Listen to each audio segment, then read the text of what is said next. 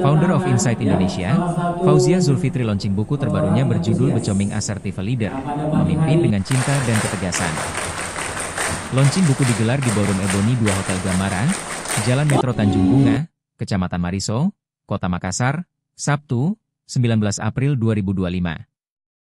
Seratusan tamu undangan hadir, dari berbagai kalangan, mulai dari keluarga, kerabat, rekan sejawat dan para pengusaha. Fauzia Zulfitri mengungkapkan, buku Becoming Assertive Leader ini membahas pemimpin yang mau belajar untuk bisa berkomunikasi secara efektif, objektif dan bisa membantu timnya bertumbuh, berkembang jadi lebih baik. Sebab, ia menilai leader itu ada dua macam. Pertama pasif, tidak enakan. Di sesi ini, saya ingin mengajak teman-teman semuanya nanti ketika baca buku ini, bacanya sampai selesai. Dan kalau dibaca sampai selesai, saya berharap kepada teman-teman menanamkan dulu di kepalanya visual here for you. Saya ada di sini untuk kamu. Saya tahu apa yang kamu rasakan. Nah, jadi komunikasi yang saya harapkan nanti teman-teman bisa pelajari dari buku ini adalah assertiveness itu. Setelah saya bongkar banyak jurnal, baca buku, baca referensi, artikel dan lain-lain, assertiveness itu is not just about communication. Kalau teman-teman banyak baca buku tentang bagaimana action tersebut, landasannya dimulai dari your mindset. Secara sederhana. Nah, action itu teman-teman, yang namanya action itu, dia akan komplit kalau kita bisa selaraskan antara apa yang kita pikirkan. Dia akan sampaikan dengan tegas, kalimatnya jelas, tidak multitafsir. Dia akan tatap mata orang yang dia ajak bicara walaupun sedang tidak sendirian. Avengers saja mau melawan Thanos, nggak bisa sendirian kan? Dia ngajak teman-temannya. Kalau bukan cuma sama saya, sama manajer-manajer yang lain juga. Beliau bilang begini, your leadership itu, kamu bilang sama tim kamu, ayo kita lompat dan mereka siap lompat sama-sama Anda. Apalagi dengar-dengar nih katanya ekonomi tahun ini gimana para pebisnis? Sudah siap-siap? 5A. Apa yang pertama? Awareness. Anda bisa menghadirkan sebuah kesadaran diri yang penuh dan teman-teman namanya attunement, kecerdasan emosi. Ya, boleh sambil di skimming bukunya teman-teman. Ketika Anda skimming bukunya, biasanya saya sajikan kisah saya dengan para coach saya atau dengan para banyak mengupas tentang diri sendiri dulu. Nah, tapi sebelum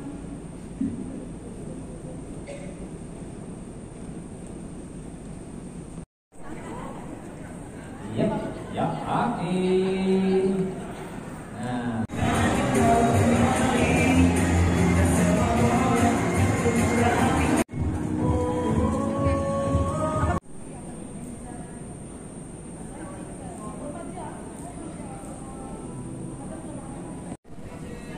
Ingat kalau saya bilang becoming assertive leader, I'm okay.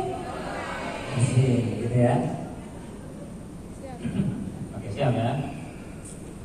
Becoming assertive leader, I'm okay, you are okay. Tepuk tangan untuk kita semua.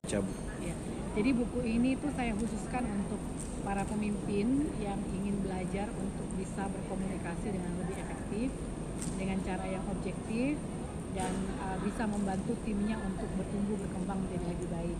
Kenapa? Karena biasanya yang terjadi itu leader ada dua macam, ada yang pasif, tidak enakan, atau justru dia agresif, lebih banyak menyerang, meremehkan, melemahkan anak buahnya. Nah, di buku ini tuh prinsipnya bagaimana dia bisa adil kepada anggota timnya dengan bisa menyampaikan pola komunikasi yang asertif. Apa itu asertif?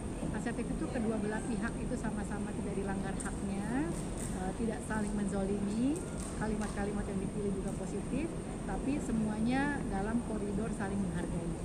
Jadi bukunya ini Becoming Assertive Leader, memimpin dengan cinta dan ketegasan. Jadi bagaimana bisa tetap tegas tapi penuh cinta kepada anggota tim. Bu, apa sebenarnya yang melatar belakangi sehingga menulis dengan buku ini? Yang melatar belakangnya itu adalah kepedulian saya kepada para pemimpin ya, karena saya kan coach ya, saya coach, saya mentor, yang saya banyak bertemu dengan pemimpin-pemimpin muda yang Mereka itu pintar, hebat, tapi ketika berhadapan dengan anak buahnya kadang-kadang dia terlalu agresif atau dia malah terlalu pasif. Nah, kalau dia mau jadi pemimpin yang berdampak, dia perlu untuk bisa mendorong dirinya sendiri agar bisa menjadi pemimpin yang bisa berkomunikasi secara objektif, jelas, clear, terarah, fokus, tapi dasarnya adalah empati dan tidak menyakiti orang lain. Mungkin Bu, sebelum mengambil judul Become an Assertive Leader ini, mungkin ada beberapa opsi judul yang ada dan kenapa menjatuhkan dengan judul ini? Jadi sebenarnya Kak, saya itu punya tetralogi buku ini. Jadi buku ini sebenarnya judulnya udah ada. Nah, jadi ada buku ini, nanti temennya ada 2 lagi. Jadi kan ini buku kedua. Buku pertama itu I'm Your Coach, buku kedua Becoming Assertive Leader. Jadi sebenarnya memang sudah saya desain akan ada 4 buku nanti. Jadi selanjutnya ada buku tentang motivating others, memotivasi orang lain, sama 1 buku lagi tentang bagaimana membangun tim yang high performance. Jadi memang ini sudah dirancang Kak, sudah dirancang untuk jadi 4 buku. Kalau terkait ini Bu, apalagi apa yang bisa didapatkan oleh para pembaca atau publik dengan membaca buku ini?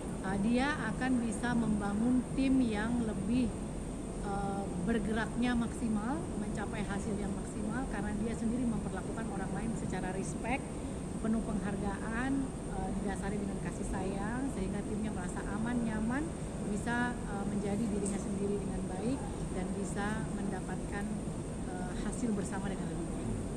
Ini berapa lama Bu proses menulisnya? 9 bulan, nulisnya 9 bulan, jadi kayak orang melahirkan. Ada kendala mungkin Bu dan suka dukanya selama proses menulis? Buku ini sudah saya buat dari tahun lalu ya, tapi saya betul-betul aktif menulis itu hanya 9 bulan. Kenapa? Karena saya sempat pas pandemi kemarin sempat S2, jadi terhambat sedikit karena saya lagi bikin tesis. Nah, setelah saya selesaikan tesis saya, lulus magister saya tahun lalu, 2023, saya mulai menulis buku itu 2024. Ya, jadi selesai dengan beberapa kendalanya, alhamdulillah 9 bulan selesai. Bu, ini kan mau mendekati momen Kartini, apakah launchingnya ini 19 jangan dipilih karena memang Kartini dekati momen Kartini? Juga sih ya sebenarnya, karena memang tanggalnya aja kita pilih tanggal yang sudah dipersiapkan sejak beberapa bulan yang lalu.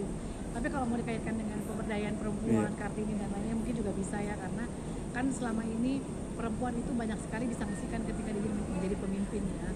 Tapi saya ingin sekali menjadi contoh bahwa seorang pemimpin perempuan itu juga bisa berdampak, dia bisa tegas, karena kadang-kadang perempuan dibilangnya nggak bisa tegas, terlalu emosian dan lain-lain. Tapi saya mau memberikan sebuah konsep di mana ketegasan itu tidak lihat jenis kelamin, tapi seorang perempuan itu juga tetap bisa berdampak dalam ketegasannya dan tetap dicintai, tidak dianggap musuh sama anak buahnya, dan dia akan bisa jadi perempuan yang berdampak, berdaya, memberdayakan timnya, memberdayakan orang lebih banyak lagi. Bu, terakhir mungkin dengan apa harapannya bagi para pembaca setelah membaca buku ini, Bu?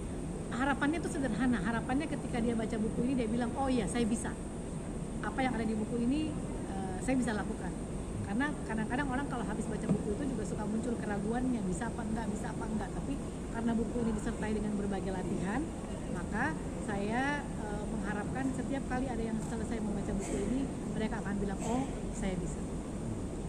Bu, ada tadi saya lupa terkait mungkin nilai tawar dalam buku ini, akan ada tadi beberapa bab yang dibahas saat talk show ini, seperti apa Bu? Nah, jadi buku ini itu saya nilai tawarnya adalah begini, saya pengen buku ini menjadi teman di perjalanan seseorang ketika memimpin, dan ketika dia barangkali sempat lupa atau tidak ingat lagi, dia akan kembali lagi ke buku ini. Jadi kayak teman, jadi buku itu kayak teman.